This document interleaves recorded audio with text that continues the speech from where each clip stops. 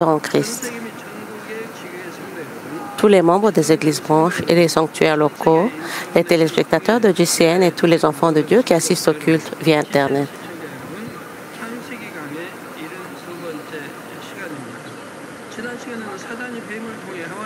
Ceci est la 72e session sur la série de sermons sur la Genèse. Lors de la dernière session, nous avons examiné comment Satan a séduit Ève par l'intermédiaire du serpent. Satan a séduit Ève en lui disant qu'elle serait comme des dieux. Si elle mangeait du fruit de l'arbre de la connaissance du bien et du mal, combien doux cela aurait-il été aux oreilles d'Ève? Satan savait qu'Ève n'avait pas mis la parole de Dieu dans son cœur et l'a tenté avec de telles paroles. Elle a été trompée parce qu'elle n'a pas gardé la parole de Dieu à l'esprit. Ève n'a pas rejeté ces paroles de Satan, mais les a acceptées. C'est alors que le péché de la convoitise est entré et a pris racine dans sa chair. La nature pécheresse de la convoitise, conçue de cette manière, finit par se manifester comme le fruit du péché, de la désobéissance à la parole de Dieu. Dans cette session de ce soir, j'expliquerai comment Ève a porté le fruit du péché. Genèse 3:6 dit, « La femme vit que l'arbre était bon à manger et agréable à la vue, et qu'il était précieux pour ouvrir l'intelligence. Elle prit de son fruit et en mangea. Elle en donna aussi à son mari qui était auprès d'elle et l'en mangea. » Quel était cet arbre? L'arbre de la connaissance du bien et du mal. Lorsqu'Ève fut trompée par la tentation de Satan, l'œuvre de la chair commença à s'accomplir dans son esprit.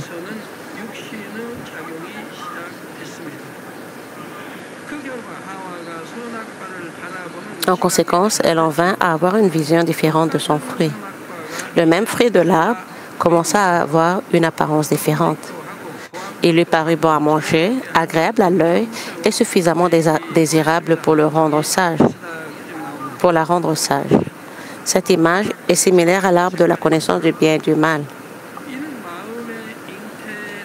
Ce verset implique que la nature pécheresse de la cupidité s'est développée à partir de ces trois désirs.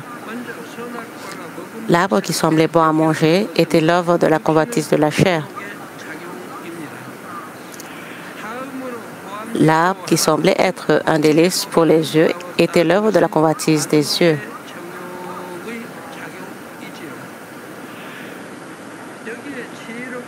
L'arbre semblait avoir alors désirable pour rendre sage, et c'était l'œuvre de l'orgueil de la vie. 1 Jean 2:16 dit, « Car tout ce qui est dans le monde, la convoitise de la chair, la convoitise des yeux et l'orgueil de la vie, ne vient point du Père, mais vient du monde. » Ces choses ne viennent pas de Dieu, dit-il, elles viennent du monde. Elles viennent du monde, de l'ennemi, le diable. Comme nous l'avons dit, la convoitise de la chair, la convoitise des yeux et l'orgueil de la vie viennent de Satan, le prince de ce monde. Lorsqu'Ève fut séduite par la tentation de Satan, la nature pécheresse de la convoitise fut conçue, puis elle devint claire.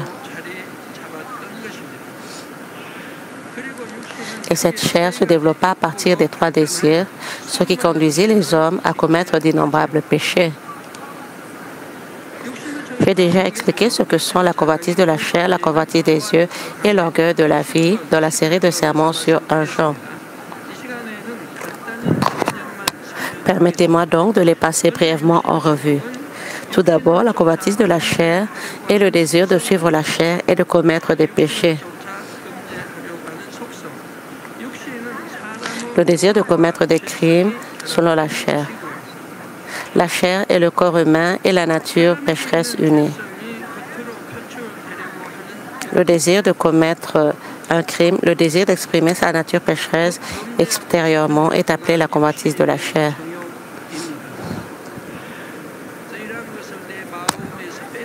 Une personne qui a ce désir ardent commet de nombreux péchés et la nature pécheresse est ancrée dans ses os jusqu'au-delà de la moelle de ses os.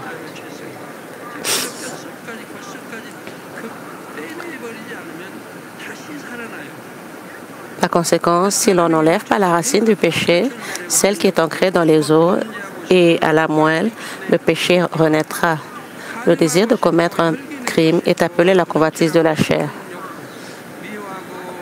La convoitise de la chair est le désir de commettre divers péchés tels que la fornication, l'adultère, le vol, la haine et la colère. Comme le dit le verset biblique, la femme vit que l'arbre était bon à manger et agréable à la vue. Cela ne signifie pas qu'elle en avait envie. Le désir de désobéir au commandement de Dieu de ne pas manger, c'est-à-dire de commettre un péché, a grandi dans son cœur. C'est l'œuvre de la convoitise de la chair. La convoitise des yeux est la nature qui agite notre cœur et nous pousse à suivre les désirs charnels à travers ce que nous voyons et entendons.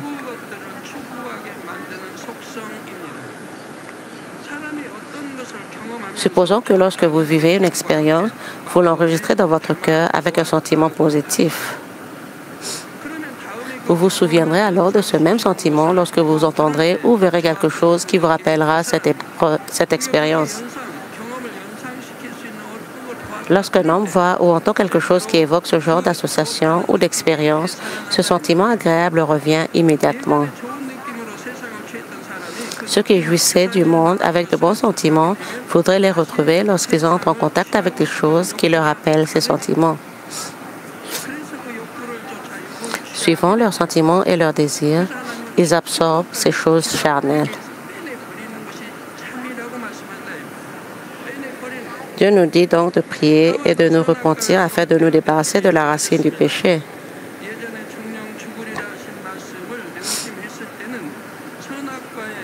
Lorsqu'elle s'est souvenue de la parole de Dieu, tu mourras, elle n'a même pas osé s'approcher de l'arbre. Que pensent les gens normaux des stupéfiants? Ils en viennent à avoir des sentiments tels que je ne devrais même pas m'en approcher. C'est dangereux et terrible. Pourquoi? Parce que vous n'avez jamais essayé de drogue auparavant. Ce sentiment n'est pas fort. Mais vous savez que vous ne devriez pas en prendre. Si vous devenez dépendant, c'est incroyablement difficile. Il est difficile de se libérer de la dépendance. Vous n'osez pas en prendre.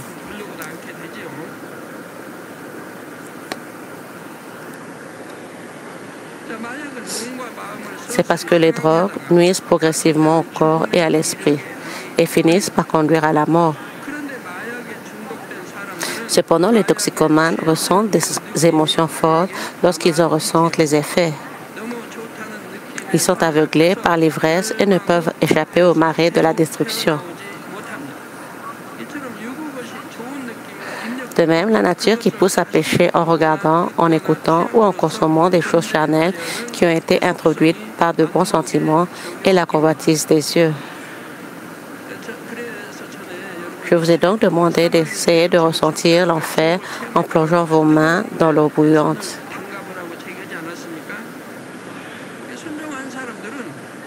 Ceux qui m'ont écouté et pratiqué savent maintenant à quel point l'eau est bouillante.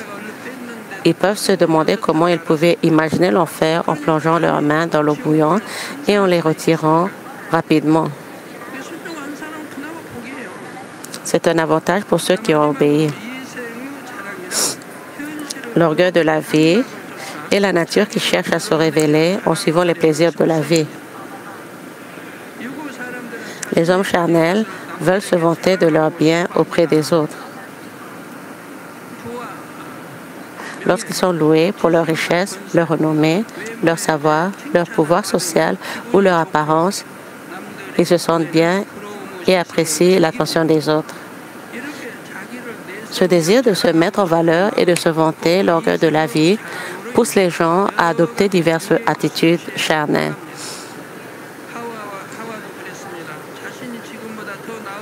Ève était ainsi. Elle avait à cœur de devenir un être meilleur, de ressembler à Dieu. Et puis, la femme vit que l'arbre était bon à manger et agréable à la vue et qu'il était précieux pour ouvrir l'intelligence.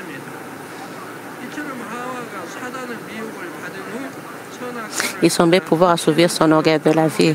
Comme je l'ai expliqué, lorsqu'Ève vit l'arbre, après avoir été tentée par Satan, la convoitise de la chair, la convoitise des yeux et l'orgueil de la vie commencèrent à agir.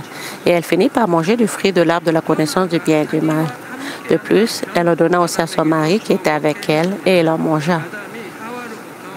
Quand Ève dit à Adam de manger du fruit de l'arbre de la connaissance du bien et du mal, quelle était la bonne chose à faire? Adam aurait dû la réprimander sévèrement et la conduire à Dieu afin qu'elle soit pardonnée. Mais Adam ne le fit pas. Étonnamment, il obéit à la parole d'Ève. Comme Satan l'avait prévu, Adam finit par manger du fruit de l'arbre de la connaissance du bien et du mal. La raison pour laquelle Adam accepta facilement la parole d'Ève était qu'il avait lui aussi l'intention de devenir un être spirituel parfait. Adam était un esprit vivant, mais il n'était pas un être spirituel parfait.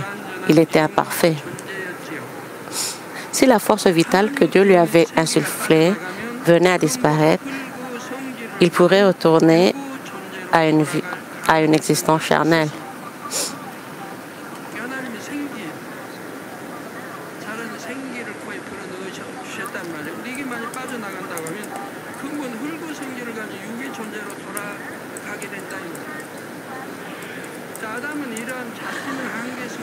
Adam connaissait ses limites. Il était le souverain du premier et du deuxième ciel, mais il savait aussi qu'il était à l'origine différent des êtres du troisième ciel, qui est le royaume spirituel parfait.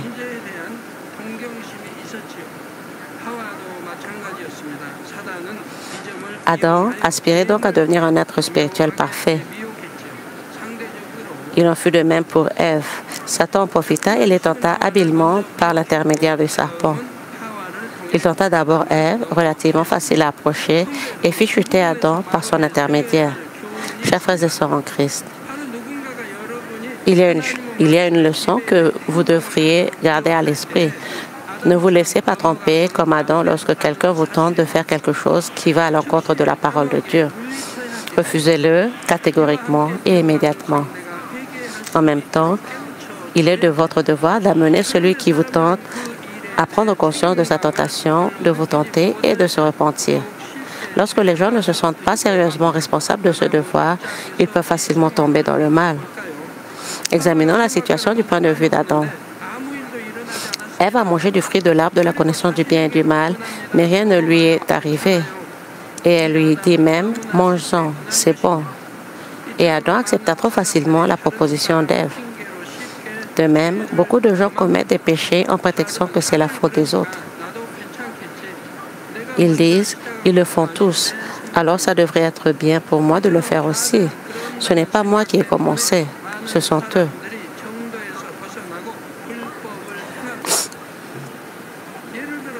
À cause de cette idée que tout le monde le fait, beaucoup de gens vont à l'encontre de la justice et agissent dans l'iniquité.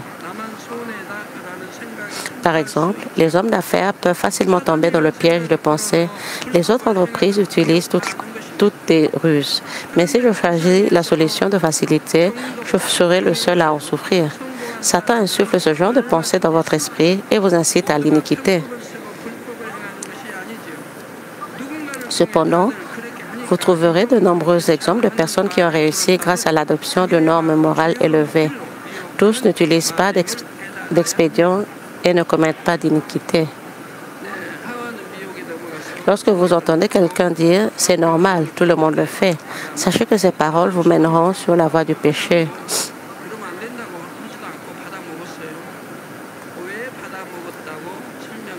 Pour résumer ce qui s'est passé jusqu'ici, Ève fut tentée et mangea du fruit de l'arbre de la connaissance du bien et du mal et le donna à son mari Adam.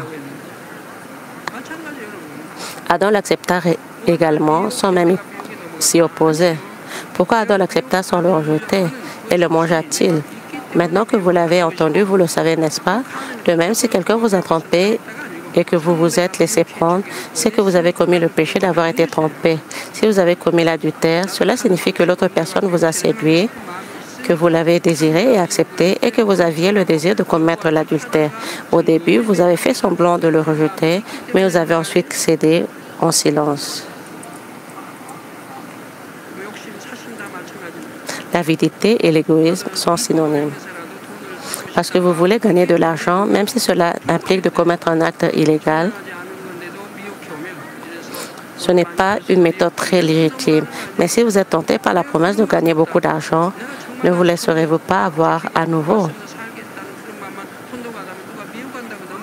Tant que vous êtes fermement résolu à suivre le droit chemin, à observer la loi et à vivre selon la parole de Dieu, vous ne serez trompé par personne. Si vous suivez le droit chemin, vous ne serez pas trompé. Cependant, il y a des moments où je sais que l'autre me trompe, alors je ne réagis pas à son comportement. Il pourrait penser que je l'accepte dans une certaine mesure.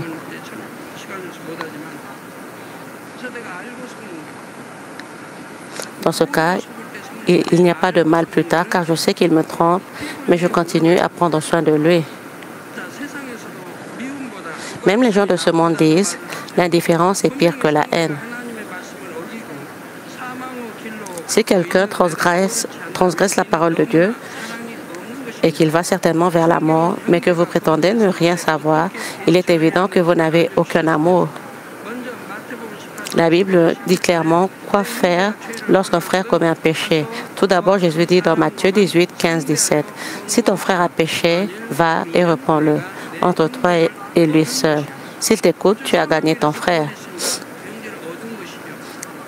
Si vous sauvez une âme de la mort, vous avez gagné un frère. De plus, comme le dit la Bible, il existe une procédure dans ce cas. Lorsque quelqu'un commet un délit, la première chose à faire n'est pas de le signaler immédiatement à l'Église. Si vous le conseillez et qu'il ne vous écoute pas, il faut ensuite agir selon la parole de Dieu.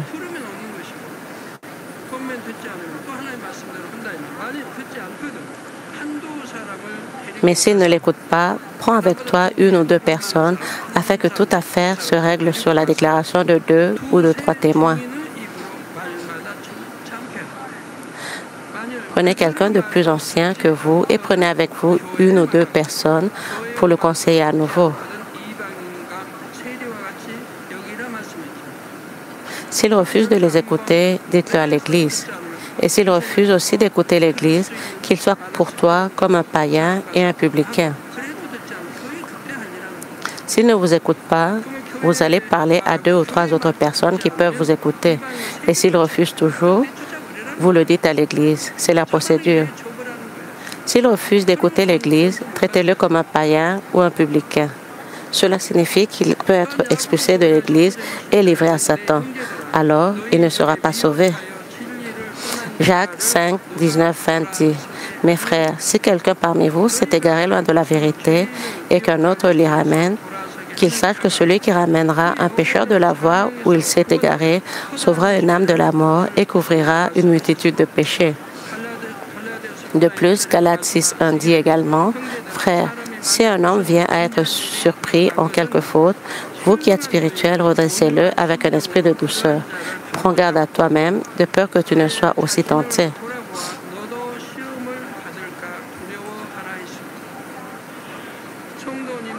Devenez des enfants de Dieu mûrs afin de pouvoir résister par vous-même aux tentations de Satan. J'espère que vous pourrez aller encore plus loin pour aider ceux qui sont faibles dans la foi et qui commettent le péché. Il s'agit de donner plusieurs chances à un criminel. Par ce processus d'amour, nous espérons sincèrement qu'il se détournera. Fermer les yeux et le négliger n'est pas de l'amour. Ce faisant, j'espère qu'aucun d'entre vous ne tombera, mais que vous marcherez tous ensemble avec ferveur vers la sanctification.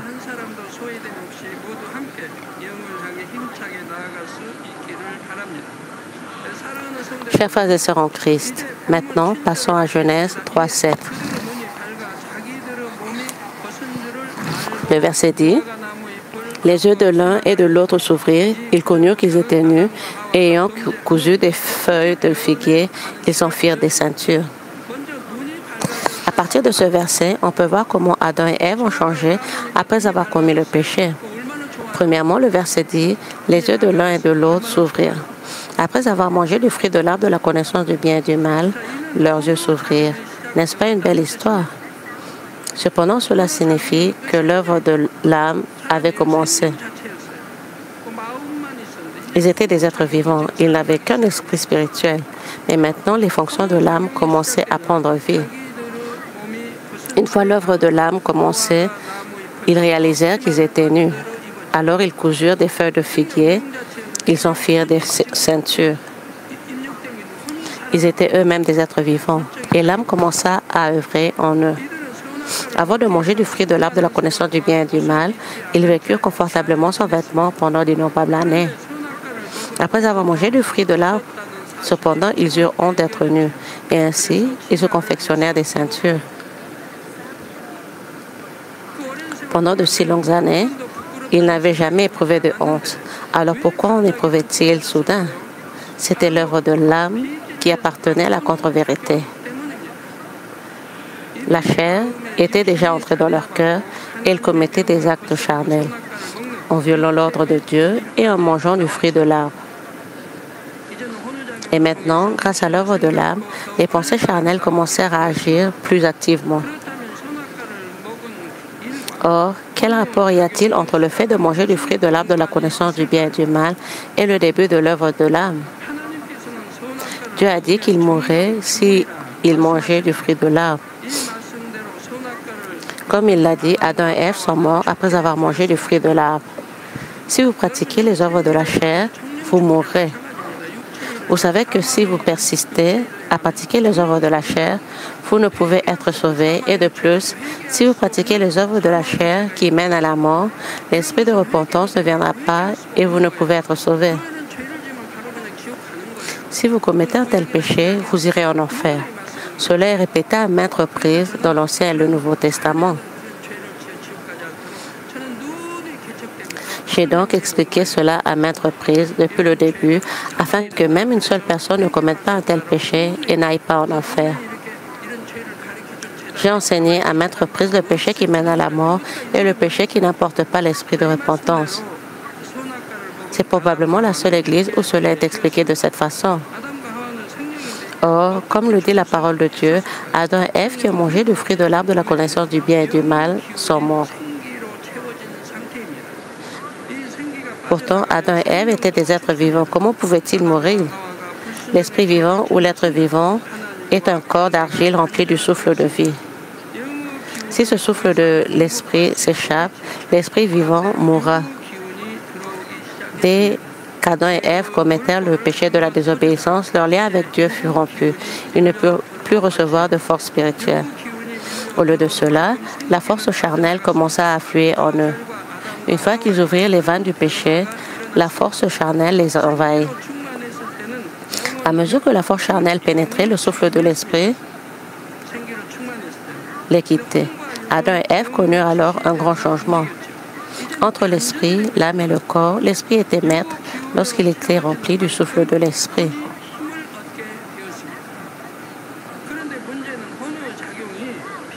Maintenant, mais l'âme et le corps sont devenus maîtres. La situation s'inversa alors. Plus leur corps était rempli de force charnelle, plus leurs âmes devenaient fortes. Le problème est que l'œuvre de l'âme appartient à la contre-vérité. À cause de la chair qui s'introduisit dans leur esprit, les pensées de la contre-vérité commencèrent à faire surface. Ils en vinrent même à commettre le péché. Le fait même qu'Adam et Ève aient réalisé le bien et le mal après avoir mangé du fruit de l'arbre de la connaissance du bien et du mal n'était pas un grand problème. Le véritable problème, c'est que l'œuvre de l'âme propre à la chair a finalement commencé. Lorsqu'une personne n'ayant jamais péché commet un péché, l'âme commence à agir. Si vous volez de petits objets à répétition, vous finirez par voler de gros objets. Au début, vous n'oserez peut-être pas voler quelque chose de gros, mais en commençant par quelque chose de petit, vous pourrez éventuellement voler quelque chose de gros.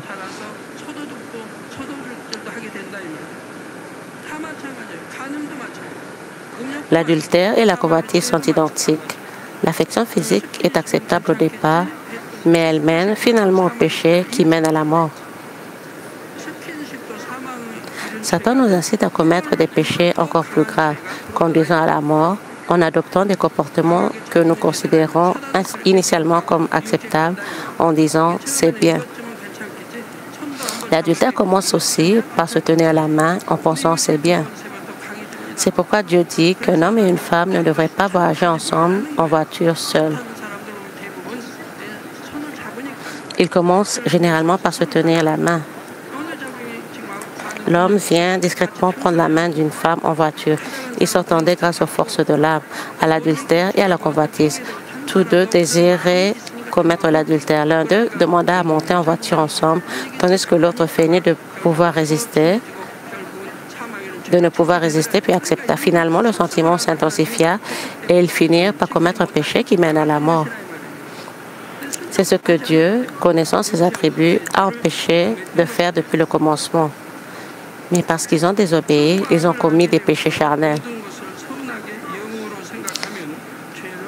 Même lorsque les gens perçoivent le bien et le mal, ils voient tout en bien. Ils ne commettent pas de péché. Cependant, comme ils ont une pensée charnelle, ils finissent par pécher. Le fait qu'ils se soient rendus compte qu'ils étaient nus après avoir mangé du fruit de l'arbre importait peu. Ce qui comptait, c'était l'œuvre de l'âme propre à la chair qui les faisait éprouver de la honte d'être nus. S'ils avaient pensé en esprit, ils n'auraient eu aucune raison d'être timides ou honteux. Puisqu'ils avaient vécu pendant d'innombrables siècles et que tous les autres habitants du Jardin d'Éden vivaient comme eux, ils n'avaient aucune raison d'avoir honte. Cependant, une fois la contre-vérité implantée dans leurs esprits, ils se sont regardés eux-mêmes et ont eu honte. Laissez-moi vous aider à mieux comprendre le changement survenu chez Adam et Ève.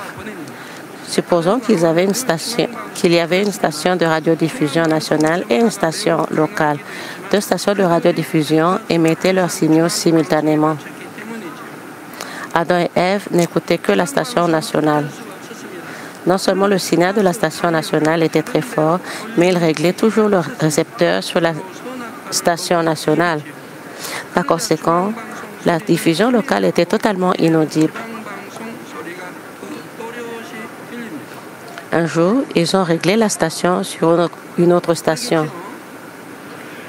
Voilà ce que c'était que de manger du fruit de la connaissance du bien et du mal.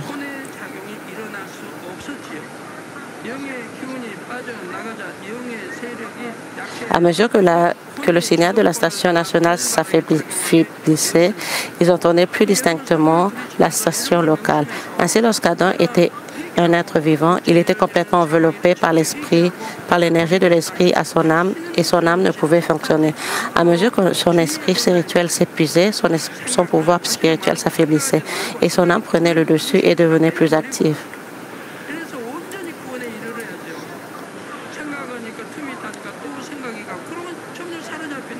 Vous devez contrôler les pensées de l'air. Si vous acceptez les pensées charnelles, vous êtes coupé pas à pas.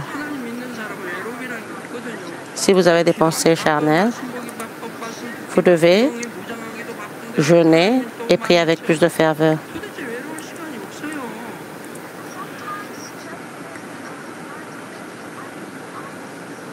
Et parfois, juste en pensant, je suis si seul. Mais si vous êtes fidèle, de travailler encore plus dur pour le royaume de Dieu, il n'y a pas de temps pour vous sentir seul.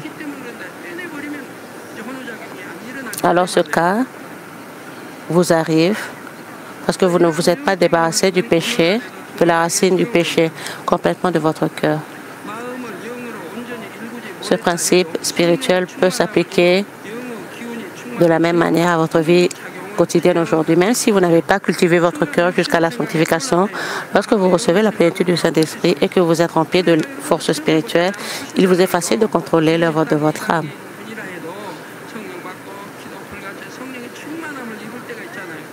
Même si vous êtes un nouveau croyant, il y a des moments où vous recevez le Saint-Esprit et priez avec ferveur.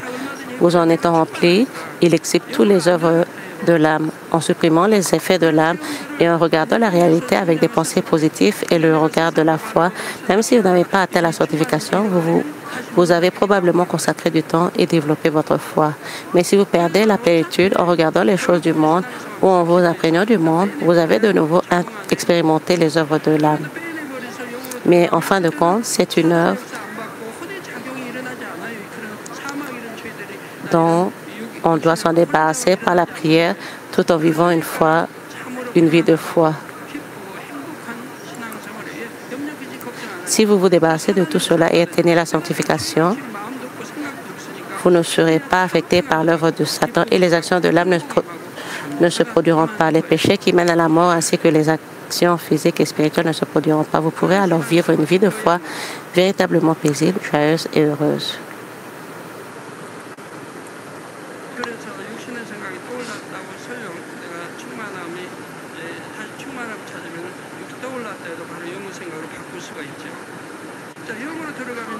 Vous pouvez recouvrir la plénitude de l'esprit.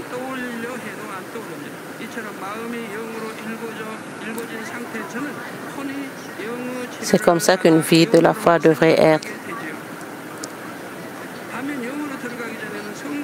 Après avoir atteint la sanctification, les pensées charnelles ne surgiront plus en vous. Une fois que vous avez atteint la parfaite sanctification, même si vous essayez d'avoir une pensée charnelle, elle ne surgira jamais. De même, une fois votre cœur cultivé dans l'esprit, l'âme est gouvernée par l'esprit, de sorte que vous ne pouvez penser que dans l'esprit. En revanche, avant d'atteindre la sanctification, si vous perdez la plénitude du Saint-Esprit, la chair recevra de la force et l'œuvre de l'âme deviendra active.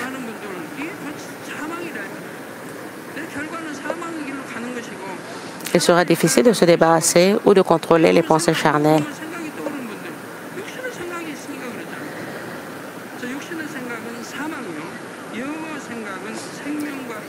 Si vous continuez à penser aux pensées charnelles,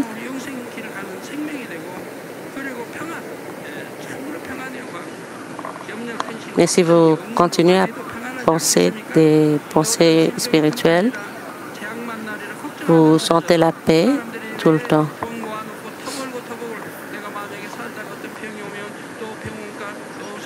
S'il vous plaît, regardez les gens dans le monde. Tant de personnes se soucient de l'argent, de comment vivre une vie meilleure et entasser encore plus en plus l'argent. Alors Romains 8, 6, 7 dit, et l'affection de la chair, c'est la mort.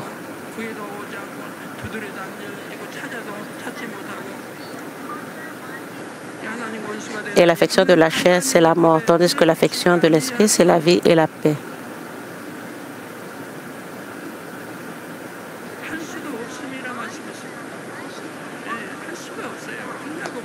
Parce que l'affection de la chair, c'est la mort, tandis que l'affection de l'esprit, c'est la vie et la paix.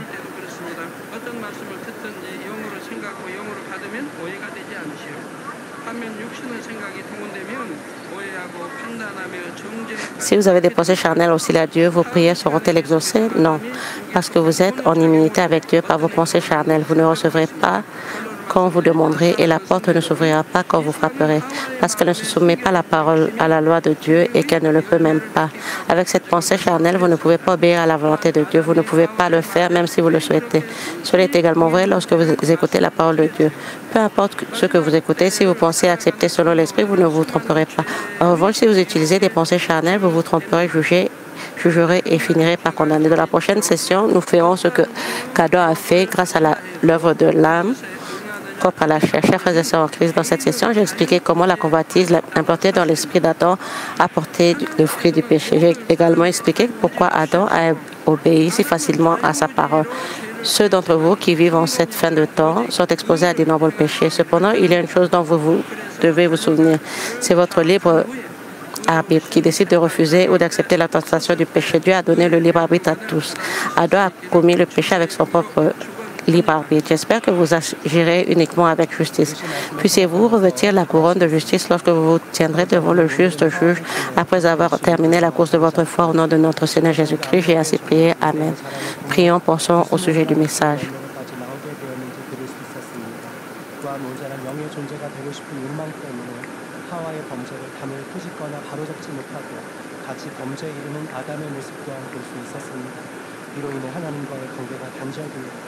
영의 기운이 빠져나가 육에 속한 혼의 작용을 통해 오늘날 죄악된 세상까지 이르게 되었습니다.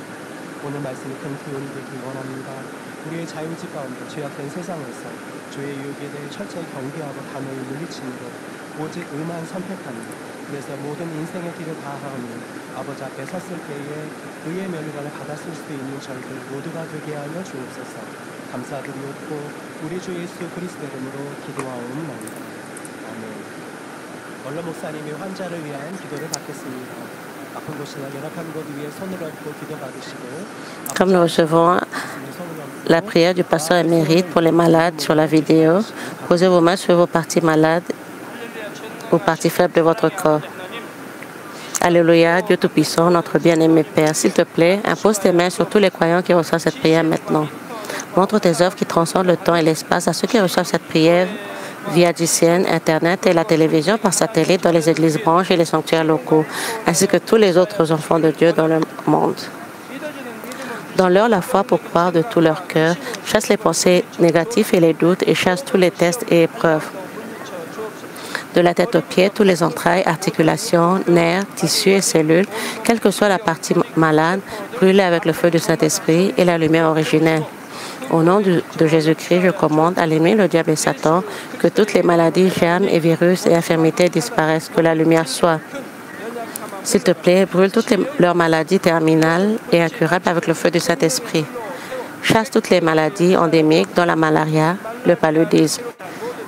Toutes les maladies contagieuses, y compris le rhume, la grippe et la fièvre, disparaissaient. Protège-les de toutes sortes de germes et de virus. Guéris-les de toutes sortes de cancers, de l'estomac, du poumon, du foie, du sein, de l'utérus et de l'intestin. Le sida, la leucémie, l'apoplexie cérébrale, l'hypertension et l'hypotension artérielle, le diabète, les problèmes de thyroïde, les maladies cardiaques, pulmonaires et maladies de femmes, ainsi que toutes les inflammations disparaissaient. Guéris-les de la polio, des accidents vasculaires cérébraux, de l'arthrite et des hernies discales, maux de dos, maux de tête, névralgie et toute autre douleur disparaissaient.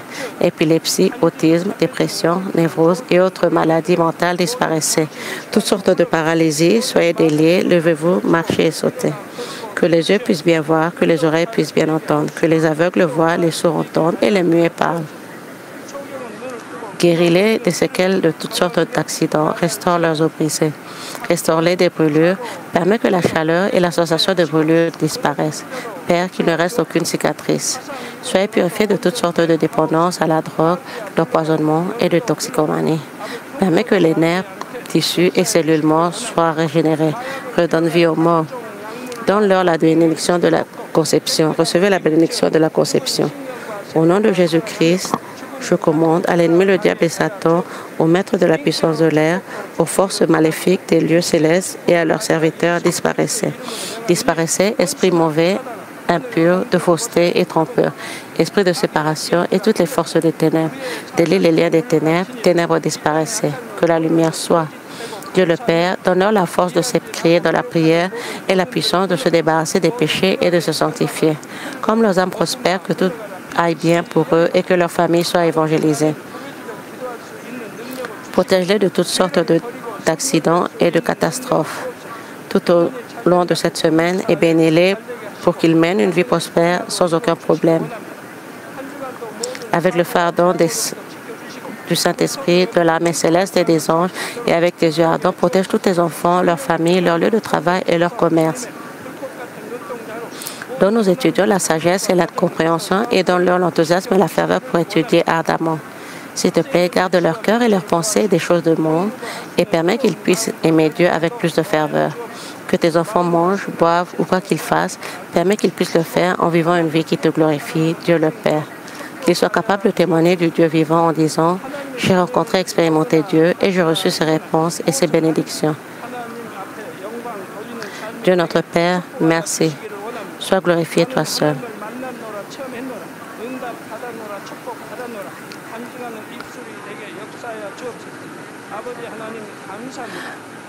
Au nom de notre Seigneur Jésus-Christ, je prie.